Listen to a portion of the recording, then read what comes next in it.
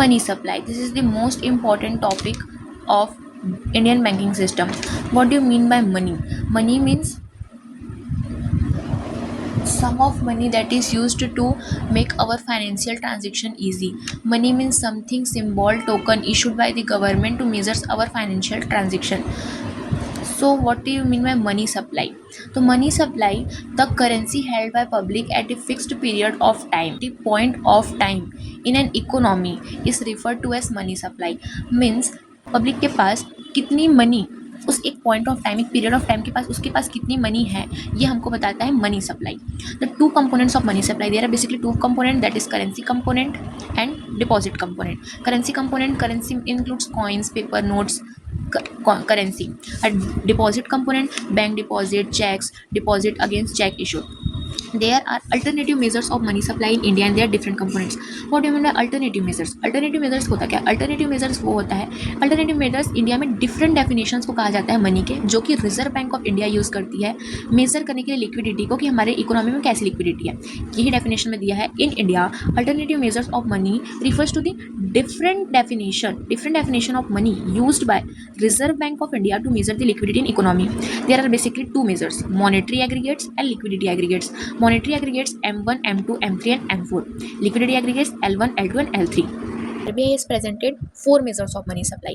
First is M1, second is M2, third is M3, fourth is M4.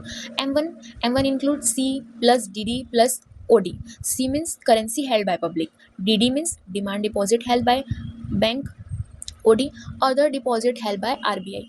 This is the narrow money because it includes only liquid forms assets. Liquid assets कैसे form of money जो daily transaction में use होता है. जो M1 है वो slightly होता है, नैरो होता है, क्योंकि ये जो है सिर्फ लिक्विड एसेट्स यूज़ कर रहा है, जैसे सिर्फ कैश यूज़ कर रहा है, करेंसी यूज़ कर रहा है, जो बैंक के पास है तुरंत वही यूज़ कर रहा है, और जो RBI रखती है वो, तो ये थोड़ा नैरो है. M2 जो है ये M1 भी इंक्लूड करता है, मीन्स ये C plus DD plus DOD ये तीनों इंक्लूड करता है. Plus saving of people with post office, जो पीपल पोस्ट ऑफिस में सेविंग रखते हैं ये वो भी इंक्लूड करते हैं. सो ये जो है थोड़ा सा बड़ा होता है M1 से, क्योंकि ये M1 भी इंक्लूड करता है और ये सेविंग और पोस्ट डिपॉजिट विद भी इंक्लूड करता है. क्योंकि ये सेविंग और पोस्ट डिपॉजिट इंक्लूड करता है, ये थोड़ा ब्रॉडर होता है. कहते हैं M3 हमारा M1 इंक्लूड करता है और कमर्शियल बैंक के पास जो पब्लिक रखती है ये वो इंक्लूड करता है. M1 इज़ ब्रॉड मनी, ये थोड़ा ज़्यादा फैला होता है इस मनी का. क्यों? क्योंकि ये कॉमनली मेजर होता है मनी सप्लाई इंडिया में. फॉर एग्जांपल लोग कैश भी रखते हैं, बैंक के पास भी डिपॉजिट रखते हैं और RBI के पास भी डिपॉजिट रखते हैं, ठीक. और साथ ही साथ वो commercial bank means SBI, HDFC bank, Punjab national bank, उनके साथ भी रखते हैं. सब पर्सन के बैंक में उनका खाता तो होता है ना, किसी का SBI में हो, किसी का HDFC में हो, किसी का पंजाब नेशनल बैंक में हो. तो ये तो जनरली है, ये इंडिया में ये मोस्ट कॉमनली यूज्ड होता है. M4 M3 इंक्लूड करता है, मतलब M4 जो है M3 इंक्लूड कर रहा है और M1 भी इंक्लूड कर रहा है. दैट मीन्स ये सबसे ब्रॉडेस्ट मनी होगा. सेविंग विथ और साथ ही साथ saving with post office use करता है, लेकिन other than national saving certificate. So M4 is the broadest monetary aggregate in India. Liquidity aggregates means alternative measures of RBI, that is liquidity aggregates. These measures include money plus liquid financial assets. ये money भी include करता है और liquid financial assets भी include करता है. कैसे?